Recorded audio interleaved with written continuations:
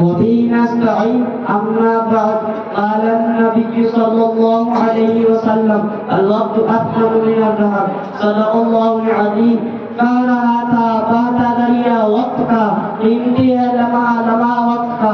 اہل ہمت اپنی منزل پائیں گے، جو ایک آئے پیچھے رہ جائیں گے. جناب صدر، مشفق و مکرم اساتذہ کرام اور میرے عزیز ساتھیوں، السلام علیکم ورحمۃ اللہ وبرکاتہ. جناب صدر، آج میری تقریر کا عنوان ہے وقت کی پابندی. چونکہ ہر کام کو مقررہ وقت پر انجام دینا پابندی وقت کہلاتا ہے. اللہ تعالیٰ نے ہمیں وقت کی پابندی کا حکم دیا ہے. نماز اور روزہ ہمیں وقت کی پابندی سکھلاتے ہیں. دنیا کی مال و دولت محنت سے دوبارہ حاصل کیے جا سکتے ہیں. کوئی ہوئی صحت علاج و معالجے اور صحت مند غذاؤں سے دوبارہ حاصل ہو سکتی ہے.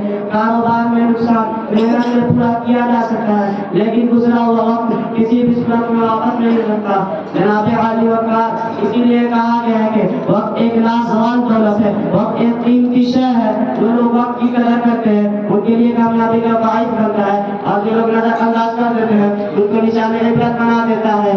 اسی لیے کہا گیا کہ جو لوگ اپنے فیصلے وقت پر نہیں کرتے تو ان کا فیصلہ وقت کرتا ہے، اور وقت کا فیصلہ بڑا بےرحم ہوتا ہے. جناب صدر، اگر ہم اپنی زندگی میں کامیابی چاہتے ہیں تو ہمیں صرف اور صرف وقت کی قدر کرنا ہے. آج کا کام کل پر نہیں چھوڑنا چاہیے. بس ہمیں چاہیے کہ وقت کی قدر کریں تاکہ دنیا اور آخرت سے سرخرو ہو جائے. اسی پر میں اپنی بات مکمل کرتا ہوں. دعا ہے کہ اللہ رب العزت ہمیں وقت کی قدر کرنے کی توفیق عنایت فرمائے. آمین. وما علینا الا البلاغ.